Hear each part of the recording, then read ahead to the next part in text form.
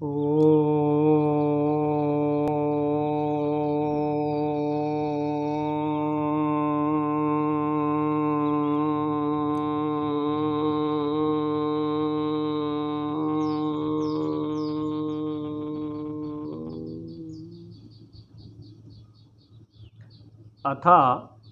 वेद स्वाध्यायः पृष्ठसंख्या 18।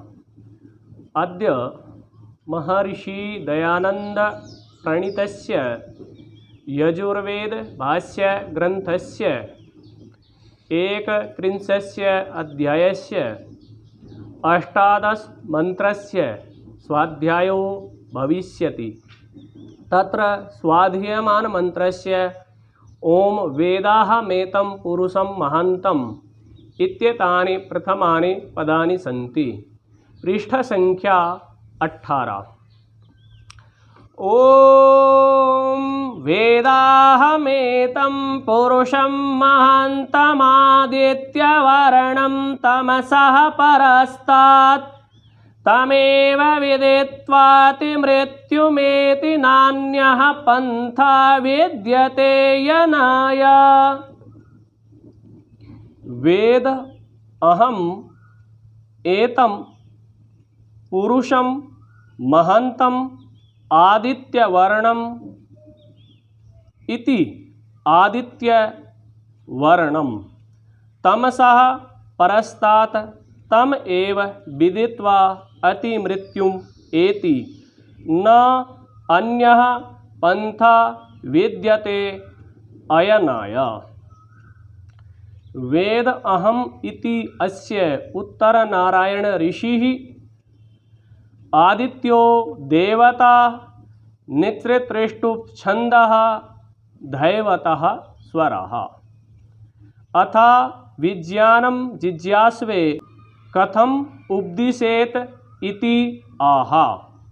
अब विद्वान जिज्ञासु के लिए कैसा उपदेश करे इस विषय को प्रस्तुत मंत्र में कहते हैं। पदार्थः संस्कृत भाषायां वेद जानामि अहम एतं पूर्वोक्तं परमात्मानं पुरुषं स्वरूपेण पूर्णं महन्तं महागुण विशिष्टं आदित्यवर्णम् आदित्यस्य वर्णः स्वरूपम् इव स्वरूपं यस्य तं स्वप्रकाशं तमसः अज्ञानात् अंधकारात् वा परस्तात् परस्मिन् वर्तमानं तम एव विदित्वा विज्ञाय अति उल्लंघने मृत्युम दुःखप्रदं मरणम् एति गच्छति न अन्यः भिन्नः पंथः मार्गः विद्यते भवति अयनाय अभीष्टस्थानाय मोक्षाय। अन्वयः हे जिज्ञासो अहम यम एतं महान्तम् आदित्यवर्णं तमसः परस्तात् वर्तमानं पुरुषं वेद तमेव विदित्वा भवान् मृत्युम अति एति अन्यः पंथा अयनाय न विद्यते।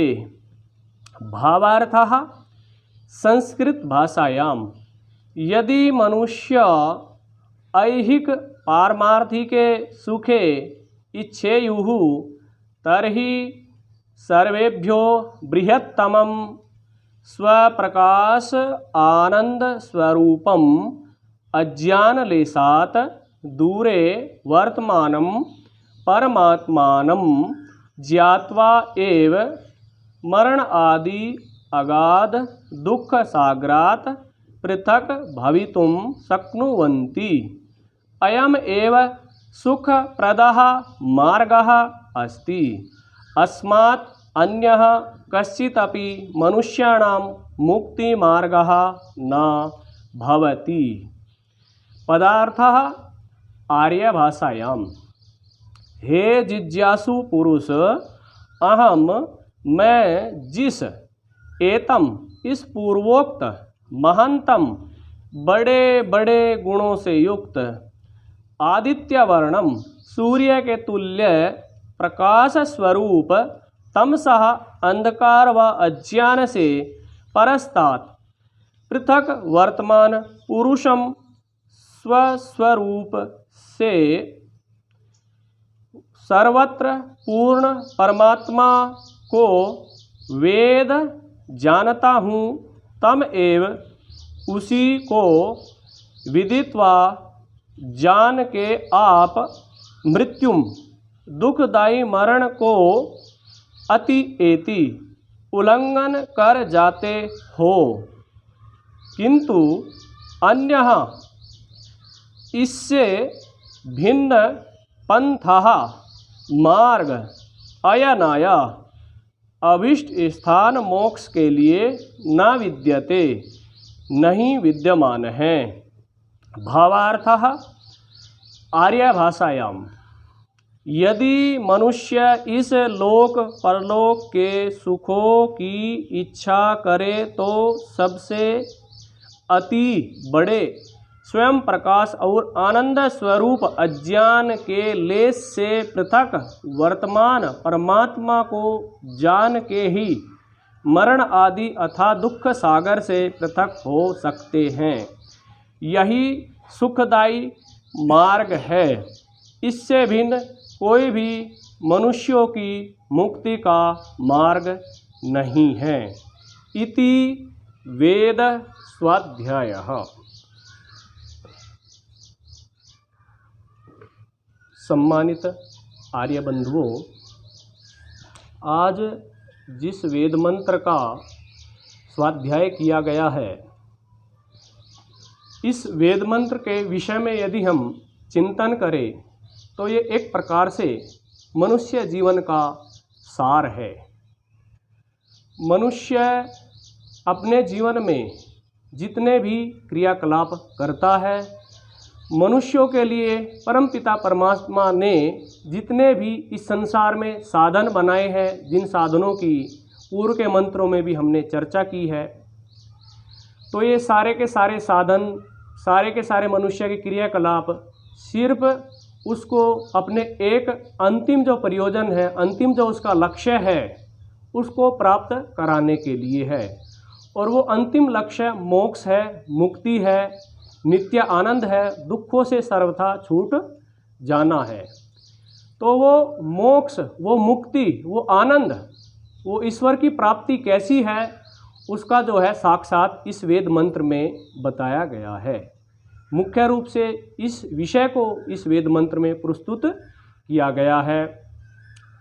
देखिए, विद्या प्राप्ति के 4 प्रकार होते हैं: श्रवण, मनन, निधिध्यासन और साक्षात्कार। एक सुनना, दूसरा मनन करना, तीसरा उसका निर्णय करना और चौथा उसका साक्षात्कार कर लेना।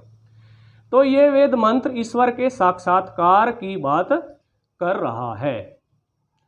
अर्थात इसमें बताया गया है कि कोई विद्वान है, और शाब्दिक विद्वान नहीं, ऐसा विद्वान है जिसने योग अभ्यास द्वारा ईश्वर की प्राप्ति कर ली है, जिसने असंप्रजात समाधि लगा ली है। ईश्वर साक्षात्कार जिस योगी का हो गया है, जिस विद्वान का हो गया है, वह विद्वान अन्य लोगों के लिए प्रेरित कर रहा है। तो इस वेद मंत्र में इस प्रकार की बात है कि ऐसे जो विद्वान हैं, ऐसे जो योगी हैं, जिन्होंने अपने अंतिम लक्ष्य को प्राप्त कर लिया है, वे अन्य लोगों को क्या बताए, उनको किस विषय में प्रेरित करे। तो उनको इस विषय में ही प्रेरित करना है कि आपको भी ईश्वर की प्राप्ति करनी है। तो उसके बारे में मंत्र में कहा है, विद्वान किस प्रकार से कहता है कि वेद अहम एतम। एतम अर्थात इस परमात्मा को, अहम माने मैं और वेद माने जानता हूँ। मैं इस परमात्मा को जानता हूँ। किस परमात्मा को?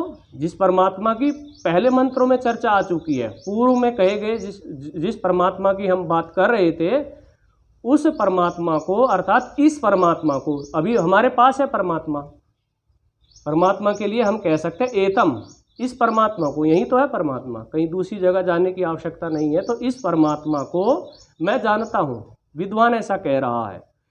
और साथ ही साथ बता रहा है कि जो पुरुषम महानतम, समस्त चेतन आत्माओं में सबसे अधिक महान है, अर्थात जितनी भी जीवात्माएं हैं उनमें सबसे अधिक महान ईश्वर है। जीवात्माओं, सारी जीवात्माएं ईश्वर की तुलना में क्या है, गौण है, कम है ईश्वर की अपेक्षा से। ईश्वर ऐसा चेतन आत्मा है, परमात्मा है, जो हम सबसे महान है, हम सबसे बड़ा है। और साथ ही साथ ईश्वर को समझाने के लिए आदित्य वर्णम, सूर्य का उदाहरण दिया गया है, ताकि हम अच्छी प्रकार से समझ लेवे कि ईश्वर कितना महान है, कितना बड़ा है। जैसे सूर्य है, एक सौरमंडल में सबसे बड़ा है, पृथ्वी से अनेकों गुना बड़ा है, और उस सूर्य से उपमा दे रहे हैं ईश्वर की, ईश्वर को समझाने के लिए।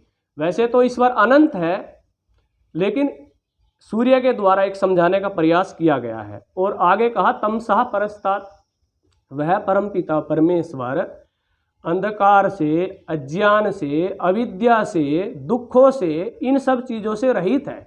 उसमें ना अविद्या है, ना अज्ञान है, ना अंधकार है, ना दुख है, जो इन सारी चीज़ों से रहित है। तो मैं ऐसे ईश्वर को जानता हूँ। और साथ ही साथ आगे कहा तमेव विदित्वाति मृत्यु में थी, उस परम पिता परमेश्वर को जान कर के ही हम समस्त दुखों से छूट सकते हैं। देखिए जिस प्रकार से खेत में दूब घास होती है और उसको हम क्या है बार बार ऊपर ऊपर से काटते रहते हैं, वो फिर उग जाती है, फिर काटते रहते हैं, फिर उग जाती है। तो ठीक इसी प्रकार से ये संसार के दुख हमारे लिए हैं। हम इनको बार बार, संसार में जो दुख है उसका उपाय संसार के ही साधनों से बार बार खोजते रहते हैं, और वो फिर दुख हमारे लिए उभर जाते हैं। हम उसका समाधान करते हैं, फिर दोबारा वो हमारे लिए दुख उभरते रहते हैं। तो क्षणिक उसका समाधान हो जाता है, फिर दोबारा वे दूब की घास की तरह उभर आते हैं।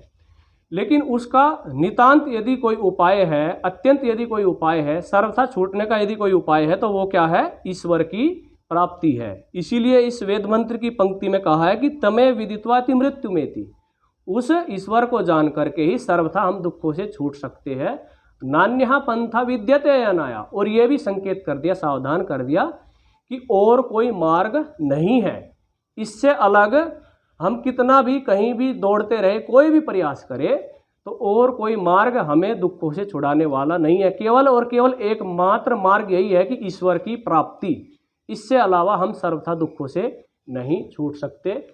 तो वेद मंत्र से हमें अपने जीवन में विशेष प्रेरणा लेनी चाहिए। जीवात्मा अकेला है, जन्म लेता है, फिर मृत्यु हो जाती है, और मृत्यु होने के बाद फिर वो अकेला है, और जन्म लेने से पूर्व भी अकेला था। इसलिए अपनी स्थिति को, अपनी अवस्था को समझना चाहिए, और सर्वथा दुखों से छूटने के लिए हमें प्रयास करना चाहिए। हमारा एकमात्र मित्र ईश्वर है, और उस मित्र को प्राप्त करके ही हम दुखों से छूट सकते हैं। तो अब विराम।